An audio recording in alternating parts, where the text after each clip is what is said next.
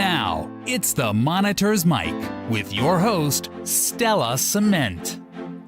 Welcome to the Monitor's Mic, where we talk oversight, policing, and you. I'm Kershell Williams, your host and the Deputy Police Monitor for the City of New Orleans. Unfortunately, Stella Cement, our Independent Police Monitor, is absent today. Of course, we will miss her, but we hope she's having a great time. This show is your go-to source for discussing policing, law enforcement oversight, and how it all impacts you. We're here to inform and empower you by unraveling the complexities of policing, updating you on the consent decree, and engaging in conversations that matter on policing, oversight, and the community. From the Office of the Independent Police Monitor, we offer an independent perspective on city government. The Office of the Independent Police Monitor, OIPM, serves as a crucial civilian oversight body for the New Orleans Police Department, NOPD. We ensure transparency and accountability within the police department by making sure the NOPD follows their policies, abides by the consent decree, and is compliant with local, state, and federal laws. Our office operates independently from the NOPD and the federal monitors, allowing us to provide an impartial perspective on police practices and investigations. What do we do day to day? We take complaints of officer misconduct from the public and from police officers.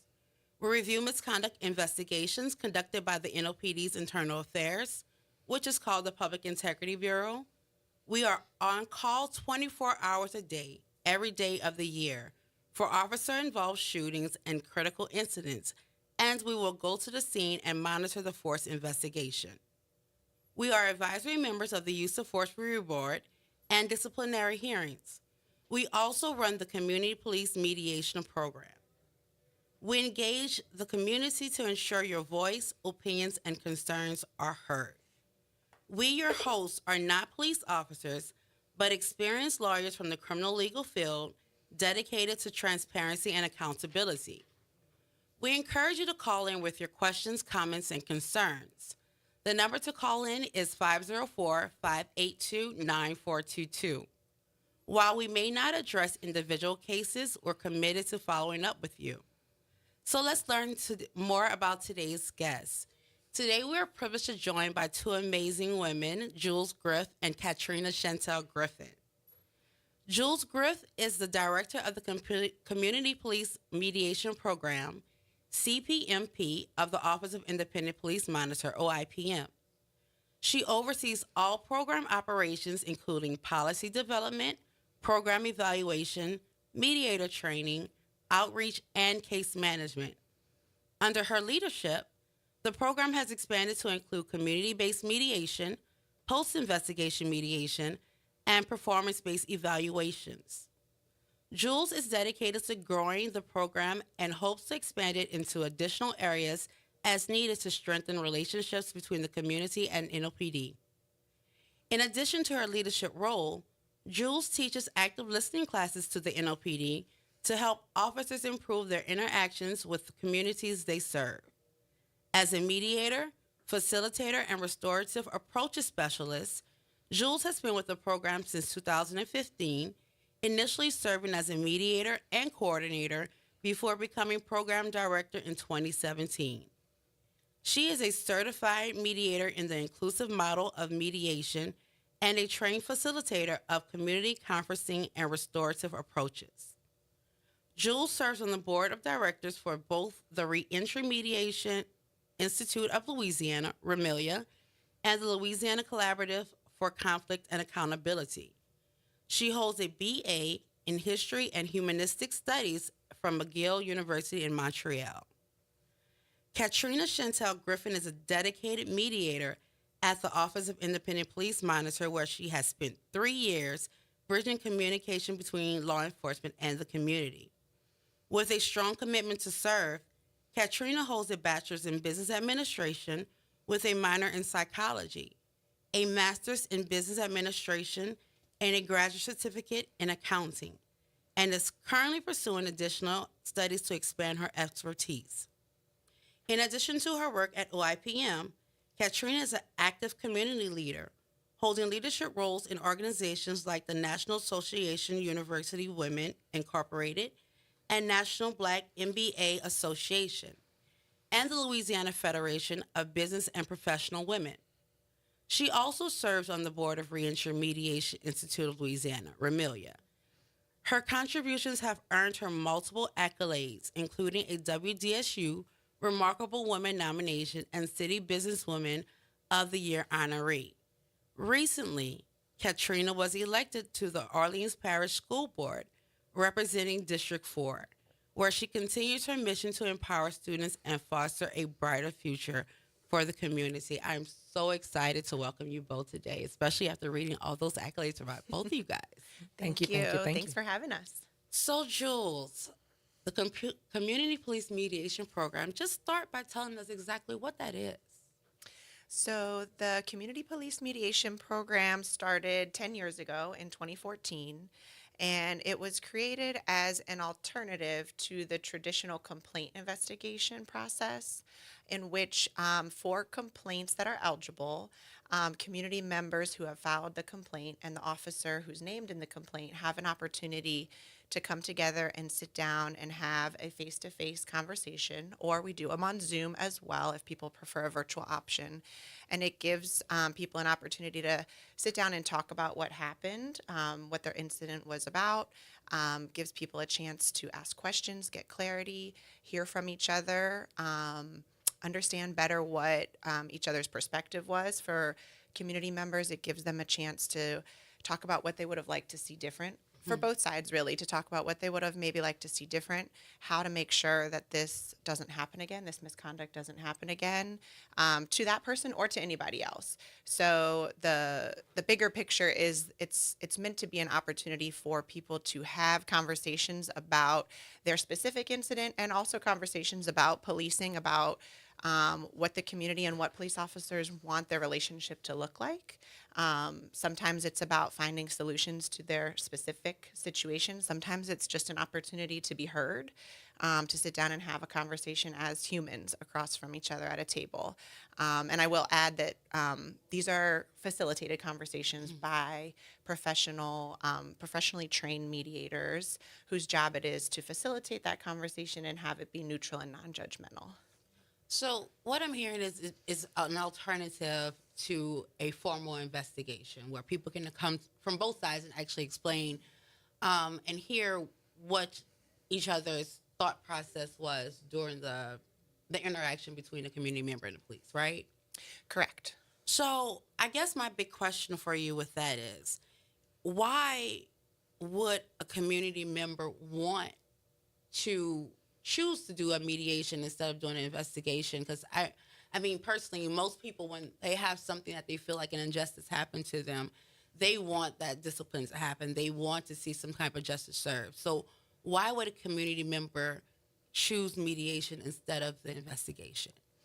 So I'll say people file complaints for a lot of different reasons. Sometimes people file complaints because they do want some type of discipline of that officer, and that is absolutely an option. So just to clarify, the mediation program is always voluntary. So we don't force anybody to do this. It's an option for anybody who has an eligible complaint, but both the officer and the community member decide if they would like to do that. So if there is somebody who says, hey, I want this officer to be disciplined, I want the investigation, that is their choice. And in that case, they can say no thank you to mediation, and we will forward that on to the Public Integrity Bureau to complete their investigation process. Now, other folks actually don't want formal investigation. They don't want discipline. Sometimes people file complaints because they actually are confused about what happened, or they don't think that the formal investigation process will get them the kind of accountability that they want. And I'll say that was one of the big motivations back in 2014 when the team who established the program, which was some of the IPM staff and then a stakeholder committee with people from the community, people from NOPD leadership, from the faith community, from the restorative justice and mediation community. A lot of folks came together to talk about why this program was needed and what it would look like. And one of the things that was happening and still happens is that people who have filed complaints are not always satisfied with the investigation process. A lot of times people don't feel like they are heard. They feel like they don't get that accountability or justice. Specifically, the complaints that are eligible for mediation, which are professionalism, neglect of duty, discourtesy, those types of complaints. So nothing with use of force, nothing that's a criminal violation. Oftentimes, when PIB does their investigation, those complaints get marked as what's called not sustained or unfounded or exonerated. And so folks who have filed those complaints feel like, hey, I didn't even get any kind of accountability because they're saying the officer didn't do this. So one of the issues that the community was seeing was that, the Public Integrity Bureau is NOPD. So it's NOPD employees who are investigating other NOPD employees. Right. So this program was meant to be an option where everybody gets to have more of a direct conversation. And so the people who are involved in the incident are the ones who are coming up with the solutions rather than having an investigator or an NOPD employee decide the outcome. So it's more of like that restorative justice model where the folks who were involved get to sit down and talk. And a lot of people really do appreciate that and want to have that opportunity. And folks sometimes feel like they are able to get maybe a different type of accountability, not that type of justice where like the legal system or the criminal legal system is deciding something, but it's an alternative form of accountability. But I'd say it can be sometimes more impactful. Okay, I mean, it can be. I assume because people sometimes in that process they get to have their voices heard. Exactly. Well, Katrina, since I've asked Jules about why the community may want this program, but you're a mediator with our program, and how long have you been mediating with us now? 3 years. 3 years. Mm-hmm. So, and this is a volunteer position for you. It absolutely is, and very rewarding too. What motivates you to choose to give up your time to volunteer to do this type of intensive work? So I found out about this program like some years back. I realized that I wanted to see what it did. Like I had a little time and I wanted to be able to get involved and kind of lean in. And as I continued to keep on leaning in, I realized that the importance of the work. I mean, the work is extremely important. To sit at a table with people that have a gripe or, something that's going on and be able to work them, or should I say help them get through it and have each person heard, that would keep me at the table. It keeps me at the table. That's interesting because I know that these aren't always the easiest things to do. Absolutely not. Absolutely not. But when it's all said and done, think about it. You're repairing a relationship, right? So this relationship was broken by whatever right. The reason the relationship is broken. So you have an opportunity to bring people to the table to talk about something where a relationship can be repaired. And this also spreads into the community because the more people that hear about the repair that happened there, more people want to be able to get involved and lean in and also do the repair work as well. That's amazing. So, I know we talk about our mediation program. One of the biggest purposes of it is to, build trust between the community and OPD, right? So, but I do understand that this process in trying to build that trust through mediation can be difficult. How hard do you think it is to get both the community members and the police to actually buy into this mediation process? Excuse me. I have a cold also. So to all the listeners, I apologize for my voice being raspy. As an interesting question, and I'll say some of that, so the program is about 10 years old now, and I think we had to build a lot of that trust with both the community and the department. When the program first started, there was a lot of skepticism, like, what is this? What is mediation? And when you say it's voluntary, do you really mean that? When you say it's confidential, do you really mean that? There's already a lot of skepticism and distrust on both sides when we're talking about community members and police officers. And so we had to build that and sort of, I think, through the high quality services that we've been able to provide, and really show to all the participants who have taken part that we are here to provide what we say we are here to provide, be neutral, be non-judgmental, be confidential. All of those things, I think, have contributed to people building trust and seeing, okay, I have a better sense of like what this process is and what I can get out of it. Now, on an individual basis, we really believe strongly in the voluntary nature of this program. So my role is never to convince somebody that this is like what they need to do or what they should do. If somebody does not want to mediate for whatever reason, whether it's I don't have time or I'm scared or I don't trust that this is going to do anything, that is 100% their opinion and fine. And my job is to sort of demystify what is mediation, what is it not. And also, given the fact that a lot of times people are confused by the complaint investigation process, it can be a tough thing to Yeah, navigate. definitely. So some of it is helping people understand what can you expect to get out of the complaint process, what can you expect to get out of mediation. Here's some of the things that that you will get out of it, and just letting people have all of the information so that they can make the choice that's best for them. So just to be clear, we're never we're never here to convince or persuade anybody. I'll say in general, police officers at this point, about 90% of officers who are offered mediation do say yes. Okay.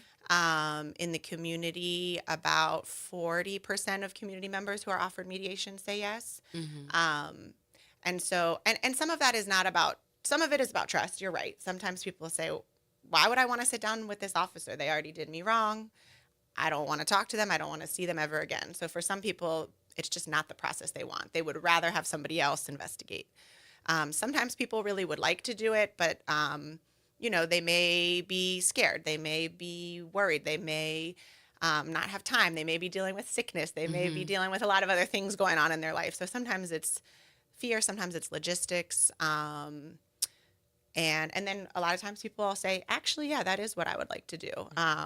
Or sometimes people are on the fence and there's a little bit of maybe they want to talk to a friend or talk to a family member.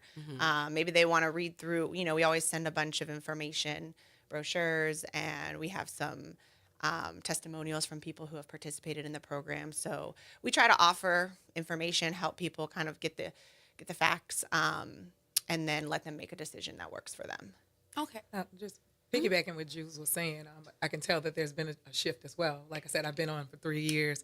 And with that, I was going to say that it's not as difficult as one might think, you know, to actually get people at the table. Like once you come to the table, or should I say I've seen, once they come to the table and have an opportunity just to sit down, sometimes it's just really just having the conversation. Right. You get what I'm saying? Yeah. And just realizing that those things, they can be worked out. So, And I think it's really interesting when Jules mentioned the 40 versus 90%.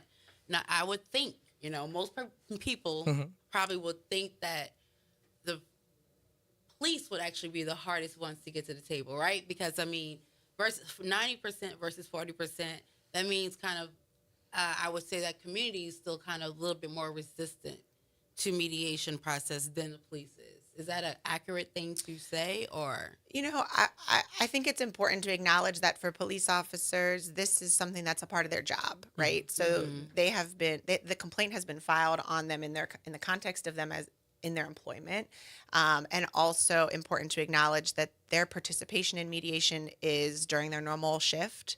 So they are, they're compensated for their time in mediation. They have access to a department vehicle, and by and large, the department supports mediation, and their supervisors and the leaders say, yes, this is a valuable thing for you to do as part of your work. For community members, they have to give up their time. They've already gone maybe above and beyond. I would say it takes a lot of courage and takes time to file a complaint in the first place. And then to take the time out of your day to attend a mediation, for some people, taking off work. right.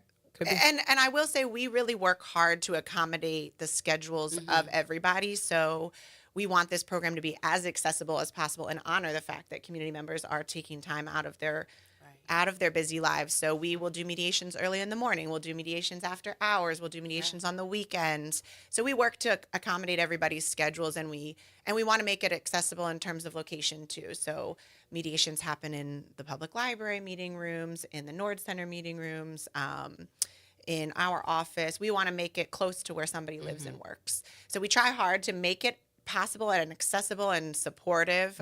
We offer, people can bring a support person if they'd like, to have a friend or a family member.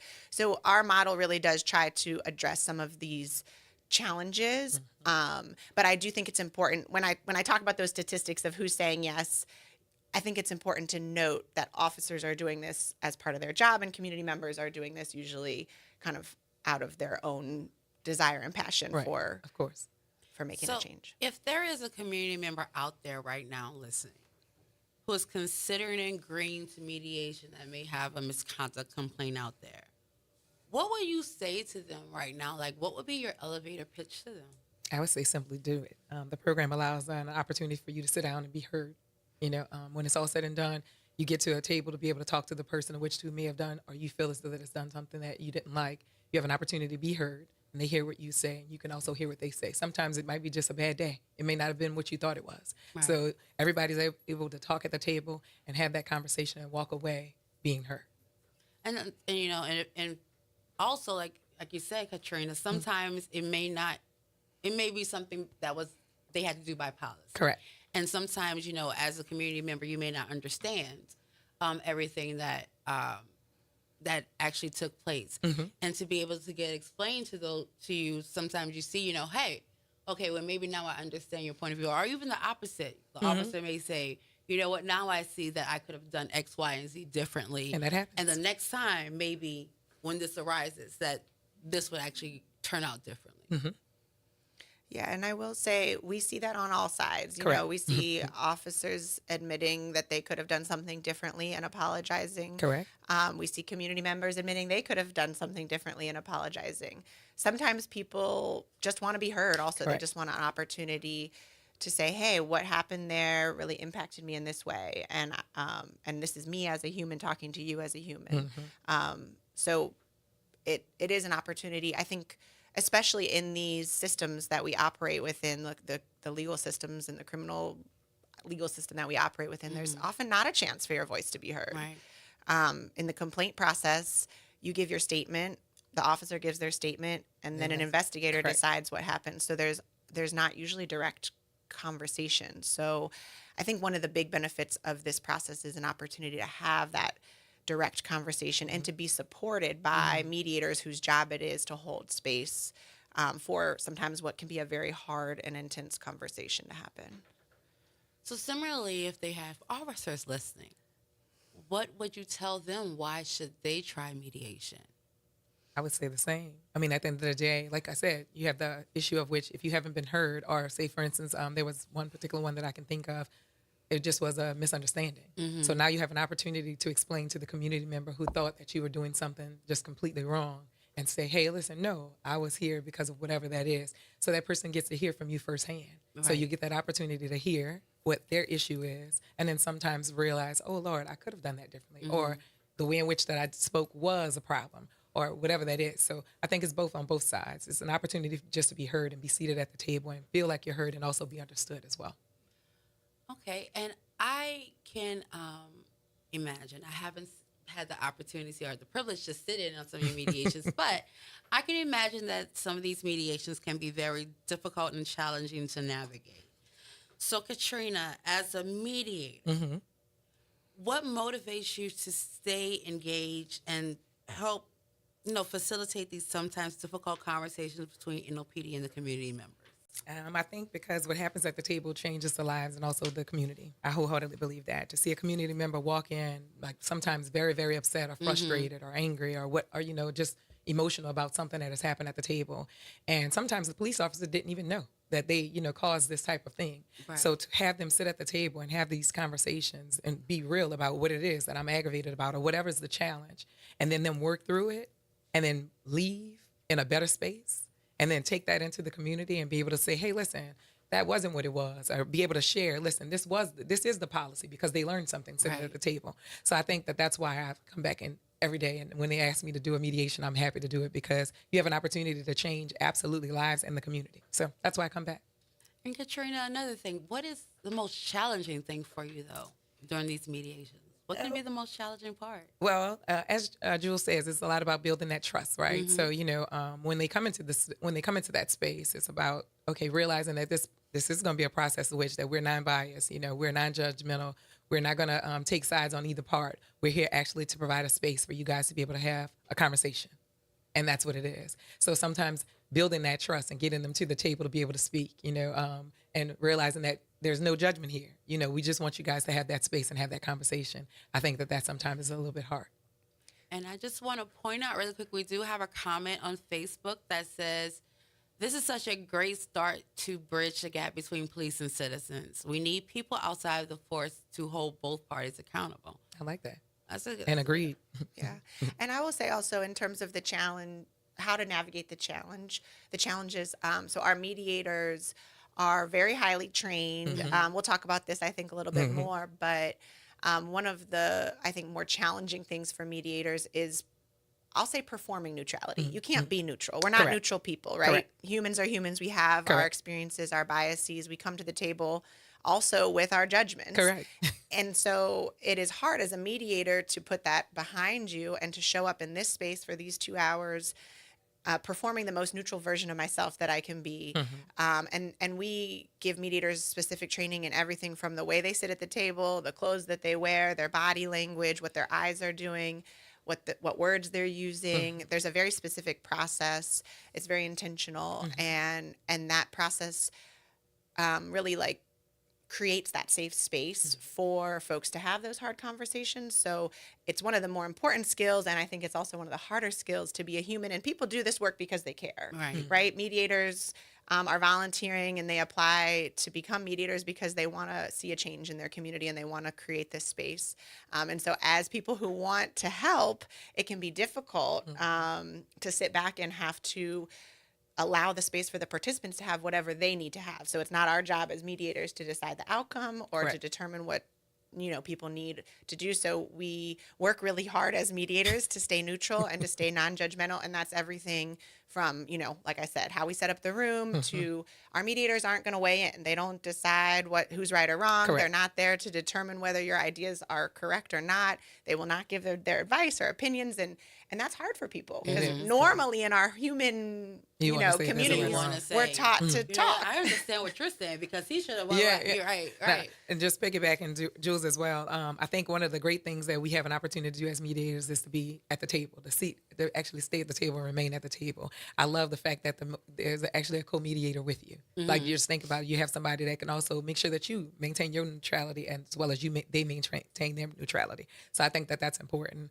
I also believe that emphasizing the transparency. I think from start to finish, we tell you where you are in the process. Like we go through some steps, and that's really, really important. So that way, when you're moving or doing things, hey, listen, this is where we are. And I think that transparency also lends back to that trust as well. I also believe that just actually being able to reflect, telling them, hey, like making sure that we understood what they said. And I think that that's also very beneficial to me as well. So that's another way in which how I navigate being able to reflect and have conversations and making sure asking those open-ended questions like, I want to make sure I got what you said correctly. And when someone hears that you got what they said correctly, it's like, oh, okay. Yeah, okay, she is listening. It's not that I agree with you. It's just that, hey, I did hear you properly. And that's really most important. And that is an amazing skill to have, Katrina. I mean, I remember in my years of investigating back in the day, that was one thing that I did as well. You always say, well, what I heard was, correct me if I'm wrong. I don't want to misstate anything that you said.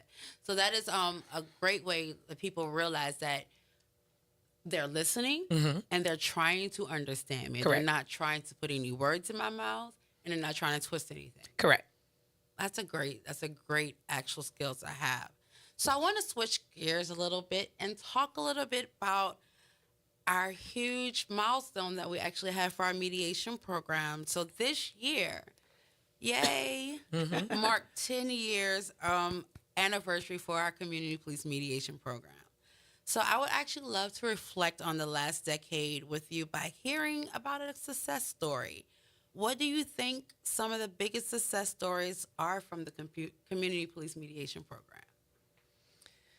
Well, before we do that, I do want to just give a shout out to everybody who has been involved in creating this program and getting it off the ground. 10 years ago, there was a huge stakeholder committee that came together to make sure that this program became and then there's been so many people, so many mediators, so many trainers, the folks from Community Mediation Maryland who have been our trainers, and we have followed their model of the inclusive model of mediation. So many people in the department and also in the community who have made sure that this program exists and has maintained its sustainability. So I just want to take a minute to acknowledge everybody who has come before. We stand on the shoulders of you all and are doing, our best to make sure the program continues on. But in terms of success stories, was that the question? Yes. There's so many. There's so many stories. I guess what comes to mind is one that a mediation that happened recently. And we never give details just to honor confidentiality. Of course. So I'll change things around just a bit, but and speak of it kind of generically. But there was a person who filed a complaint about how she was treated by her detective. She had reported an assault. She was a victim of assault, a survivor of an assault, and she felt like the detective dismissed her, didn't treat her the way she wanted to be treated, especially feeling very vulnerable reporting this assault in the first place. And she felt like she didn't get the information she needed to move forward with her case. And yeah, I think it took a lot. She expressed that it took a lot of courage for her to come forward and even report this assault, and then in doing so, she felt belittled and dismissed, and also just didn't get the resources that she needed to follow up. So the two of them came to mediation, the detective and the woman who filed the complaint, and had it started off very tense. The police officer was very defensive about, where she was coming from and about the limitations of her job and what it is to be, a police officer who day in and day out deals with assault and shows up for families in the worst moments of their lives. And she talked honestly about that. And the young woman and her mother, who was there as her support person, talked about, the realities of kind of, the challenges that they have had with law enforcement over the years, and just the baggage that they had coming into the situation, and how this kind of reaffirmed that. There was a lot of conversation about all kinds of issues, and I'd say a lot of emotions were shared. And at the end of through the conversation, the young woman was able to actually be heard in a way that she wasn't able to, on her own. I think the mediators helped her really, helped her be heard, and for lack of a better word.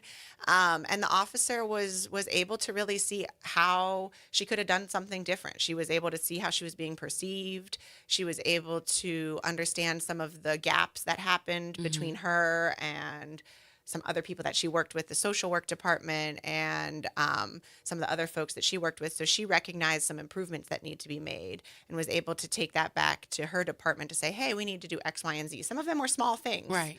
Small ideas. But I think it was just a small example of how sitting down and having that conversation, the officer walked away with some concrete ideas about how she could have done things different, both herself, the way she spoke, her attitude, et cetera, and also some gaps in service that needed to be addressed. And the young woman who filed the complaint finally felt like her voice was heard, and that she got the kind of acknowledgement and also solutions that she needed. And also her mother, I think, learned a lot of new things about the situation, and the whole family, I think, going forward is going to be able to navigate the situation better. So a conversation like that, essentially, with the officer hearing all the concerns that the young lady had, bringing all these things back to the department will eventually improve what she does, and hopefully what any other detective does in that situation. Right, exactly. And Katrina, in your experience, what is the most rewarding experience you've had as a mediator? Yeah, so my most rewarding experience actually ties to kind of sort of what Jules says, is actually being at the table with one of the civilians, or as we call them, the civilian, came to the table. And he was very, very, very, very, very upset. It was a lot of heat. It was a lot of heat when he walked in. That's what we call when they're very, very upset about something. And what I loved would happen, like, even though he wasn't really even willing to tell certain things, and even just in asking, he just was just that upset. But I watched the shift happen. Like, just to watch the shift happening just by the officer beginning to, because they both, of course, if somebody comes in, you kind of feed their energy. Defensive. So they both were like, very, very heated in this situation, only to hear that it was a misunderstanding, and to watch as the gentleman stood up, asked the officer to shake his hand, and they talked about go to lunch. Wow. Like, afterwards. I thought that was pretty, like, that was awesome. Like, I never thought that was going to happen. The way that it came in, I thought it was just going to be something totally different. So that's why I was just like, okay, we're going to be here. We're going to see what's going to go on. And Right. they did a very good job of, working through those things. Just being able to hold that seat, that's been the remarkable work. Another thing that I think is also remarkable is I've had the opportunity, thanks to Jules, as well as community Maryland mediation. I'm now certified. Okay. So yeah. Congratulations. Thank you. So that's also a rewarding thing as well. So that was actually that one. And then there was another a story of which that I had. There was a young lady who had there were some things that happened in terms of I think it was something was going on in terms of her family member, and she was very, very upset about the situation, like very upset. And immediately when the police officer walked in, he saw how upset she was, and his most important thing was just to give her a hug and tell him he was sorry. And that alone just changed, that shifted the room. Right. Like not realizing that. He didn't even realize that he was the reason for all her anger, and then once they sat down and was able to work that through.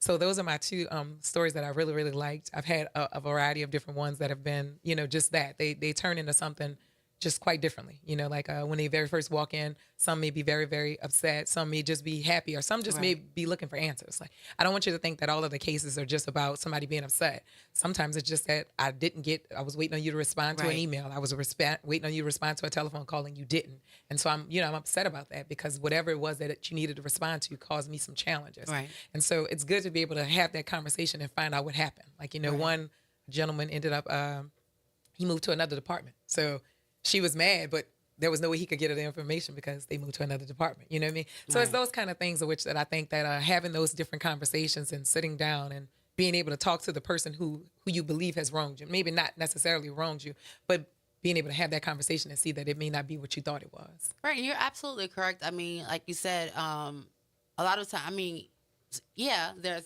people that come in that are upset and are, as you call, there's a lot of heat. But like I even in my position, I've had community members come up to me and express that they want to possibly seek a mediation, and it's not their first thing is like, I'm not trying to get anybody in trouble. Correct. I'm not trying to have anybody fired for anything. I just Correct. need to talk to them. I need to know what this was about. Explain this to me. What happened? Right. So that's great that that they have that opportunity to come to the table and actually ask those questions. Jules, I'm sorry, no, actually I want to ask you first, Katrina. Okay.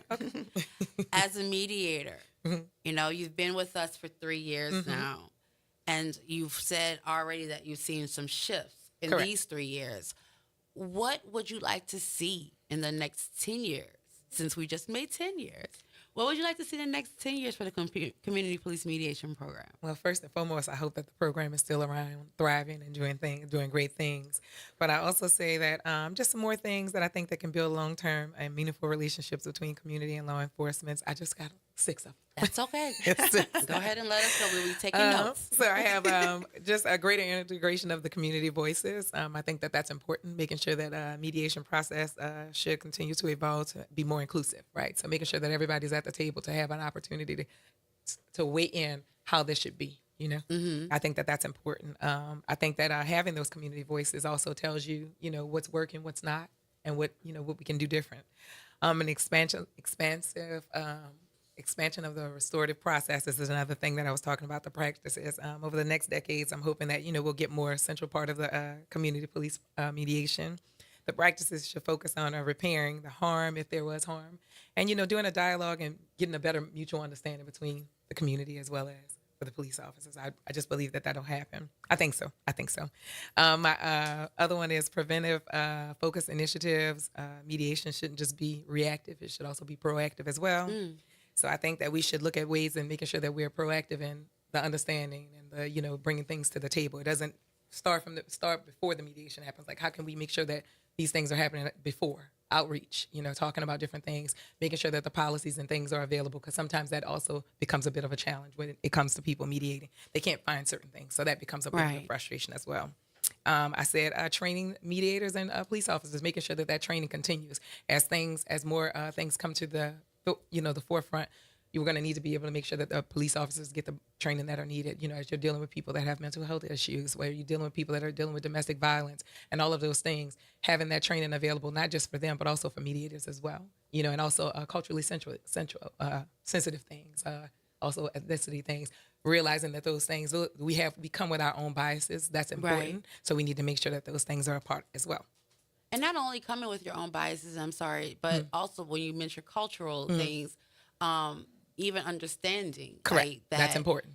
People of different cultures Correct. respond and act differently. Correct. You know, like it may not be what you think it is. Correct. It may be just, this is how my culture responds to certain things. Correct. And not just that, also understanding the background of which that some people come from, you know, like what has happened in their past. You know, some things might be a trigger. So talking to people in a certain way, and that training is extremely important. Right. You know? And that's why we always say it's important to understand the communities you serve. Correct.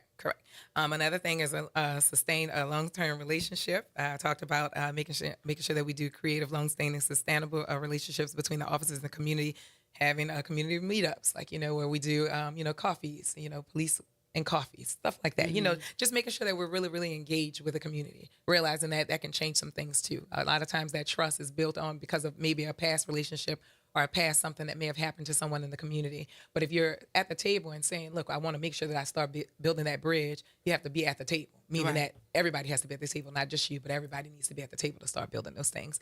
And then my last thing is, because I believe in this program so much, it should be a national network. So it should be everywhere. So we should be making sure that we're building that national network everywhere. So I'm those are looking my at you, Jules. those are my 6 things.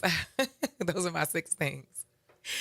And Jules, as the director of this program, what is your vision for the next 10 years? So I think the last 10 years we've been building a pretty solid program that focuses on providing mediation as an alternative to complaints, right? That's how we started the program, and I think we've worked out a lot of the kinks and done a really good job of making that as strong as possible. I think the next 10 years is kind of to piggyback off of some of the things Katrina was saying, building mediation outside of just that complaint process. I think, you know, like she said, being more proactive. I think one of the dreams that a lot of people have shared with me, and I have as well, is, you know, why do we have to wait to file a complaint to have these kinds of conversations? Okay.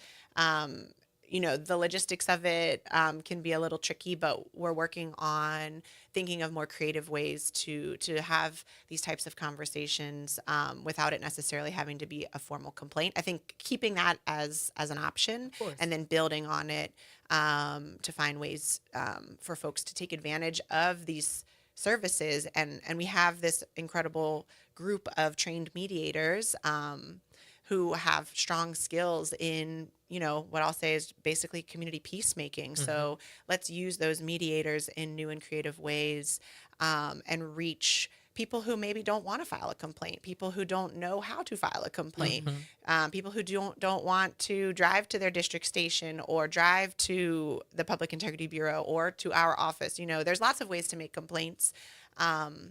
And there's people who still don't want to do that process. So I think creating ways for mediation to expand beyond the complaint process is a goal.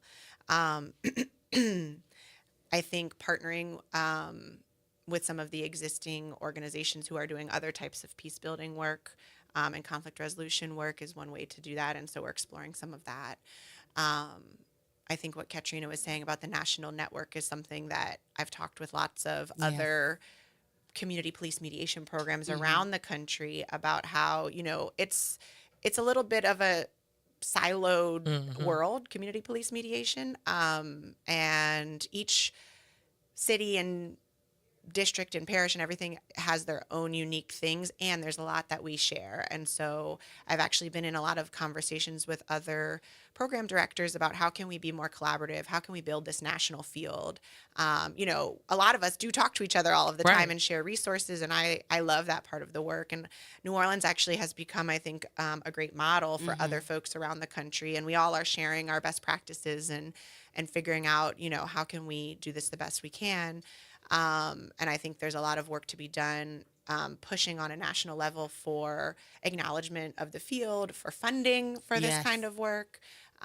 This is very important. Right. So a lot of that kind of like movement building, I think is a goal for the next 10 years. I don't know. We have big dreams.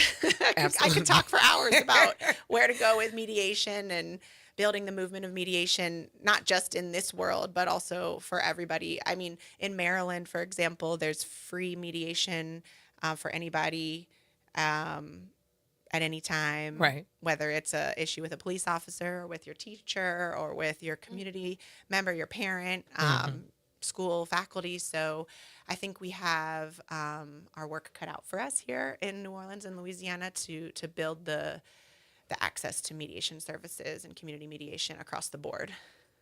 Okay, well, since we're talking about the next 10 years of community police mediation in the future, let's talk a little bit, let's go a little backwards about, where we've come from. So, Jules, under your leadership, you mentioned earlier about how people ask often, why do we have to file a complaint to get mediation? So, but under your leadership, the program has expanded to include community-based mediation and post-investigation mediation. But can you explain to everyone what is the difference between those two? Sure. So post-investigation mediation came because a lot of times people say, I don't want to waive my right for the investigation. I want to do mediation. I'm interested in that, but I also want to have the investigation. People sometimes don't want to give that up. So now starting, I want to say it was August of this past year.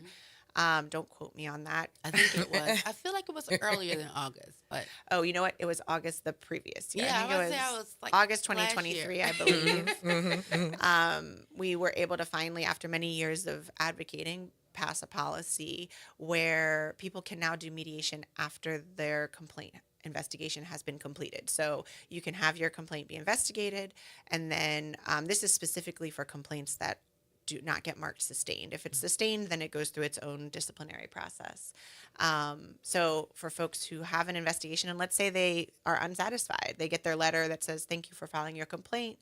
It has been marked not sustained or exonerated or unfounded. Now people have an opportunity to still have that mediation conversation and sit down with the officer to get more clarity or to have their voice be heard. Okay. And I do see that we do have a caller, so I'm going to go ahead and take that. Yes, Hi, hello. Anna. You're on the air. How are you today? I'm fine. How are you? I'm doing well. I Thank you for asking. I'm just calling in today. I am a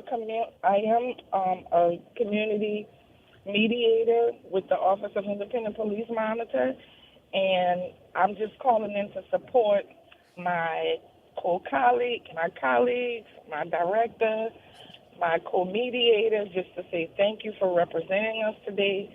Thank you for putting the information about what we do and how we do it and how important and needed it is in this community, and that we are here to support the community. And that's my 2 cents. Well, thank you, Anna. And I want to thank you for actually giving up your time and volunteering to do this type of work and recognizing the importance of it to be able to sit and facilitate between the community members and the officers to try to really reach some type of resolution and understanding. So I do appreciate everything that you do for us. So thank you so much. And thank you for calling in.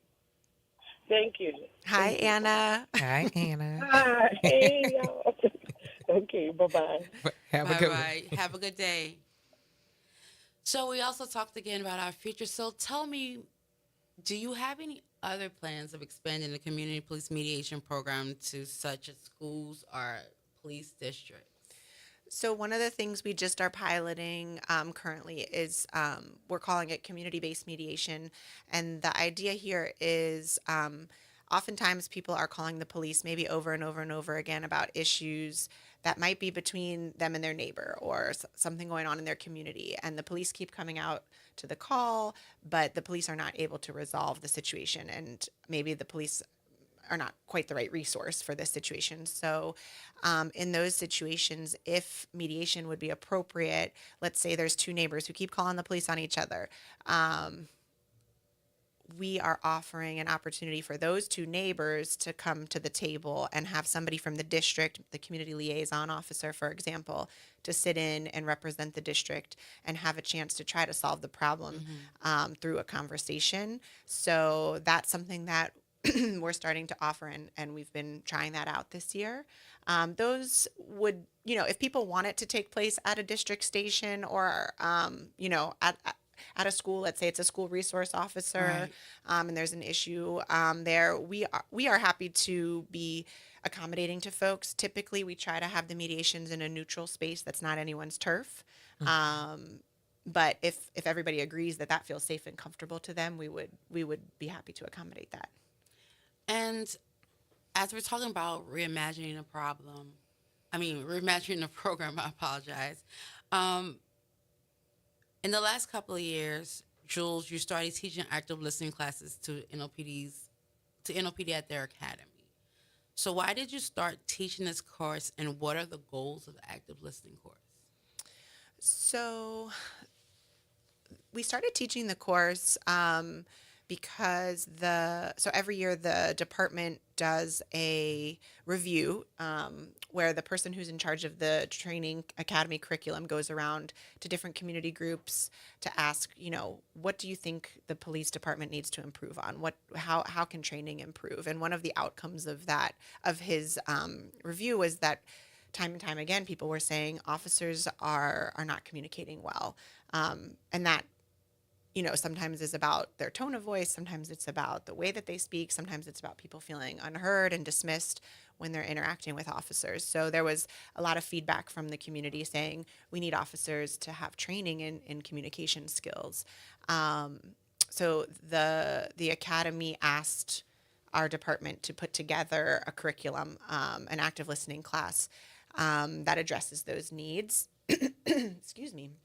It's something actually, I was thinking about successes earlier, and I think indicative of some of our success. Sometimes we have officers who participate in mediation, and I think they are so struck by this collaborative environment where they're able to speak differently and hear differently, and they see how the mediators are doing their active listening, and they see how productive it can be, and they say, hey, we need this, and they've asked our office to provide training for their department, or they say, hey, can I have a mediation, with my supervisor or with my coworker within the department? So officers have recognized the need for this, and the community has recognized the need for this.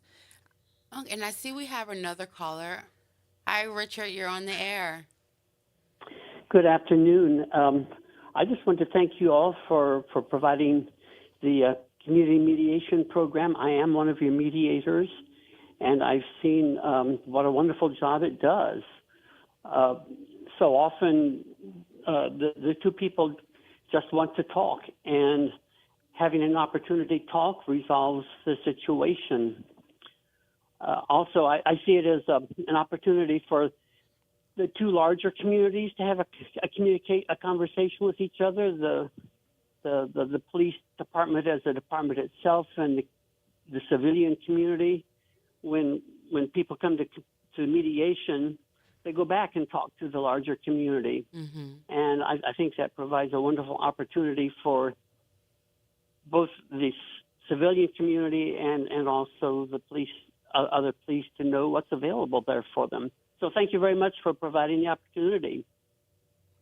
Thank you so much, Richard, and thank you for calling in again. Thank you for everything that you do for the Community Police Mediation Program. Hey, Richard. So I know that we're nearing the end and need to wrap up. There were so many more things I wanted to talk to you guys about, but I do appreciate the conversation that we have had today. But I do want to leave our listeners with a final thought on the mediation program. So, Katrina, if you had one word, if you needed to pick just one word that encapsulates the program, what would that be? I would say that it is phenomenal. Phenomenal. Phenomenal. Okay, that's a great word. And Jules? What comes to mind, and maybe this is just because of the pop culture moment that we're having, but I'll say holding space. No, Jules, I said one word. Okay, that's 2 words. No, we'll let you slide with those 2 words, but I do appreciate everything that you guys do. I do know how difficult it can be navigating that space, especially how you all pointed out today that people often come in heated. And, a lot of times when you're in that space, when you're heated, you just have no room for anything else, and you believe that you're right and everybody else is wrong. So I do commend you all for giving people that space and allowing them to feel safe and have that space to talk about their issues. And yes, I am biased. I think it's a great program. And anybody out there that is interested in mediation, as Katrina said, do it. So that wraps up today's episode of the Monitor's Mic. Before we go, I want to remind you that the consent decree fairness hearing will be on December 17th at 9 a.m. at the United States Courthouse, located at 500 Porter Street, room C316 on the third floor. This is a very important date. It's a date that you can come and actually give public comment to the judge and to the court. So please mark that on your calendars to be there. I want to extend a heartfelt thank you to all our listeners for tuning in and staying engaged with the crucial conversations we're having about policing, oversight, and community safety. A special thank you to IPM's very own Jules Griff and the wonderful Katrina Chantel Griffin for their time and invaluable insights shared, making today's show possible. If you missed any part of today's show or want to catch up on past episodes, visit our website, www.nolaipm.gov. And you can find us and follow us on YouTube at NOLA IPM. And you can also follow us on social media for updates and news on Instagram at NOLA OIPM and on Facebook at New Orleans Independent Police Monitor.